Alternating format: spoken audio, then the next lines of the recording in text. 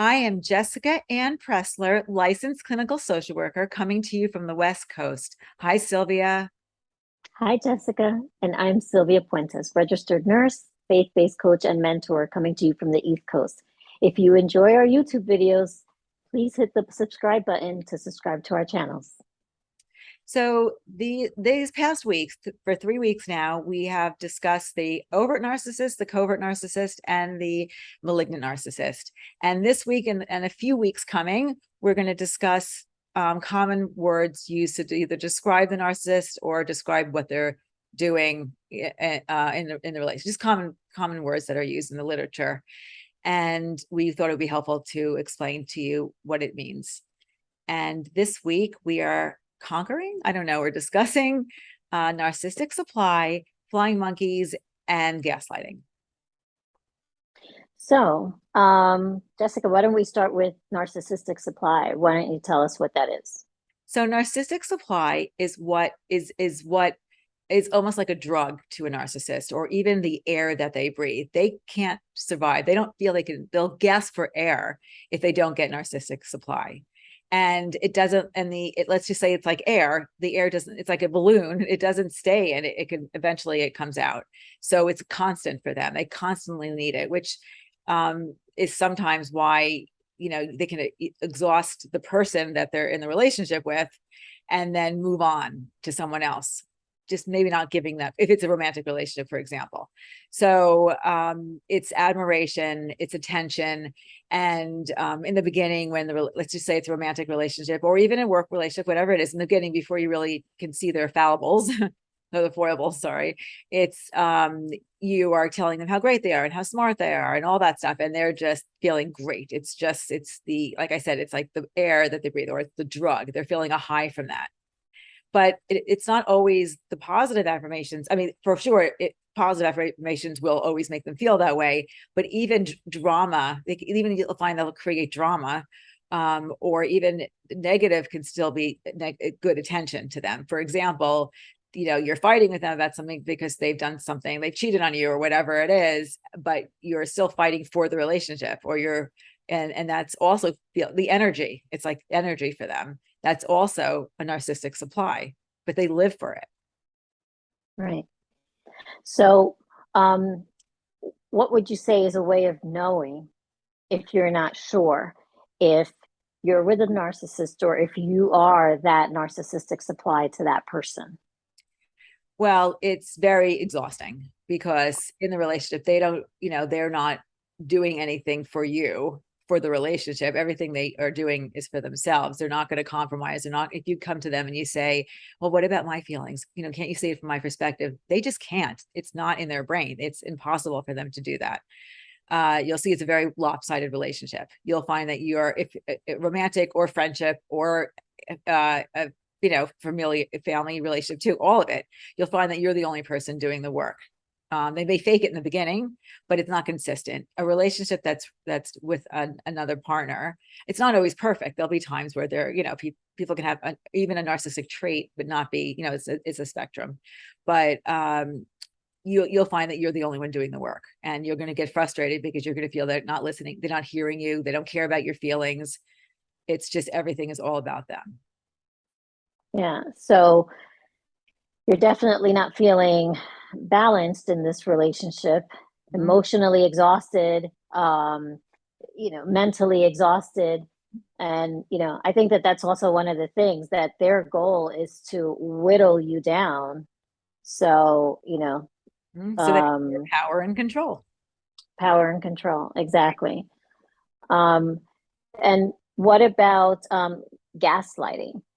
So gaslighting, there's several different ways they do it, is to make you feel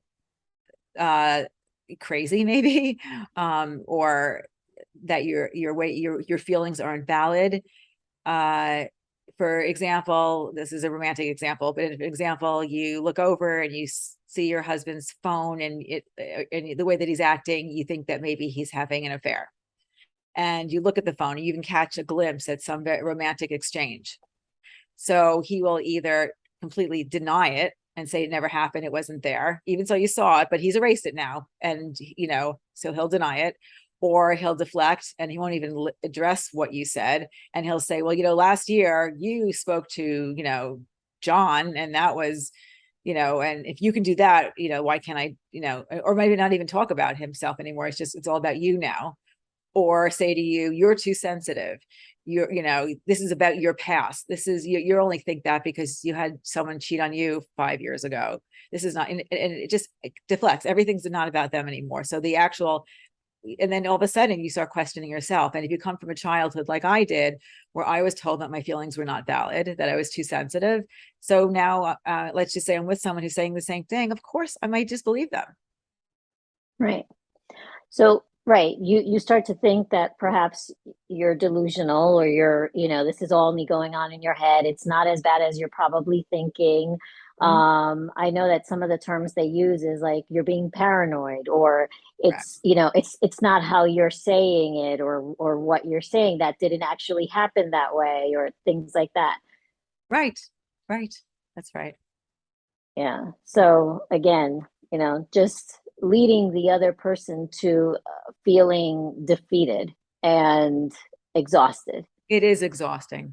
And the self-esteem, you lose yourself potentially. Right.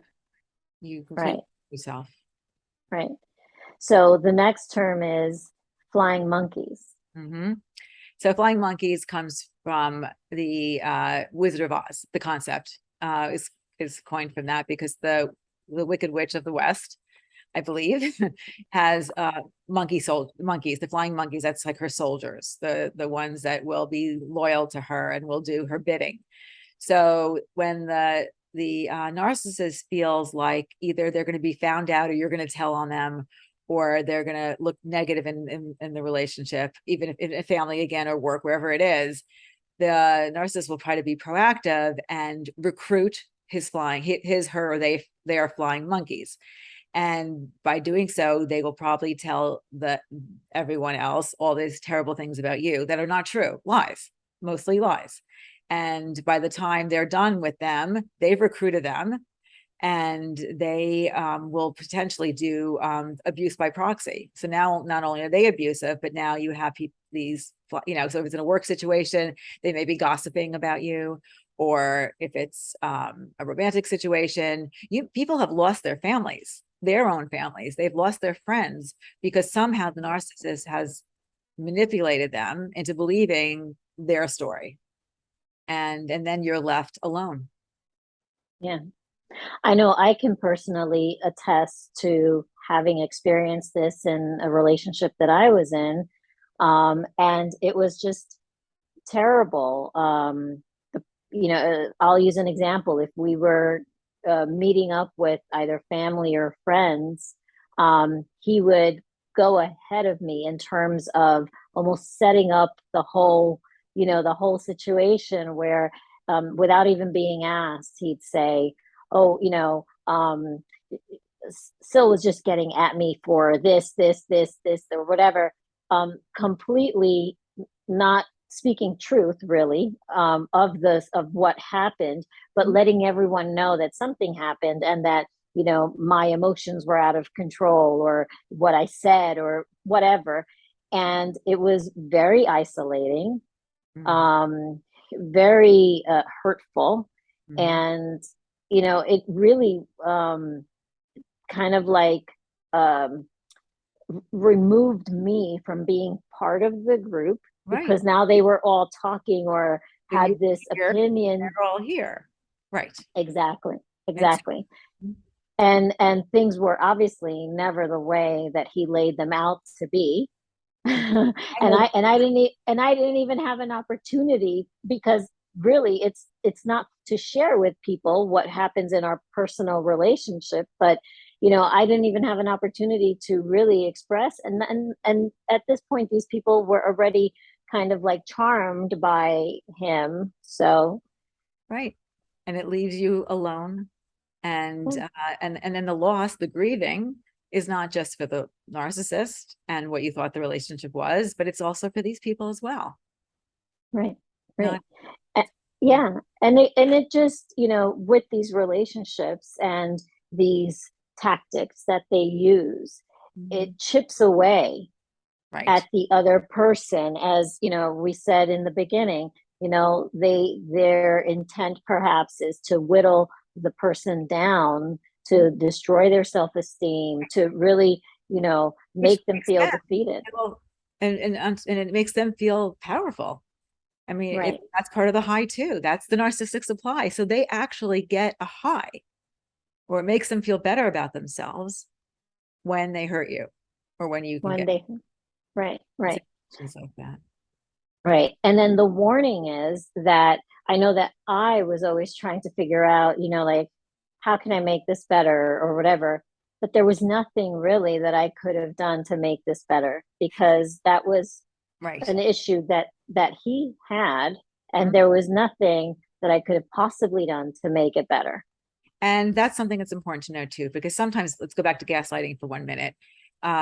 People may think that if they record the situation, you know, or take a picture of the screenshot of what they saw on the phone, will make it better, either showing other people or showing or certainly showing that other person. I can tell you now, it's a good thing to do for you, because when you start questioning your own sanity, you can look, and that's important. But mostly, if you bring it to the narcissist and say, but look, I recorded our conversation, they're going to turn and say, you're crazy. What kind of person Right. records the conversation?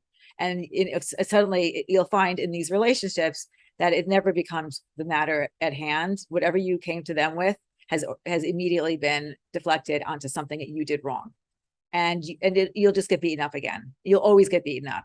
They're never going to see the truth. They don't even know, and I don't even know if they always know the truth. So not either they're purposely manipulating away from it, or they just don't even know the truth because they can't tolerate the truth.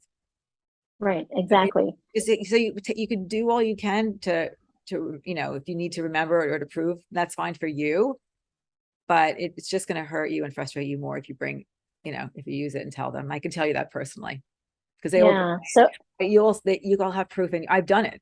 I've shown proof in my hand and handed it over, and the person looked at me in my eyes and said, "What's right here isn't real," and stood strong and looked me in the eyes. It's a crazy thing to be part of, but at the time, you start saying, "Well, maybe I'm not remembering correctly." You can really do enough. You do that. You become the flying monkey too for yourself. In yeah. a way. Yeah.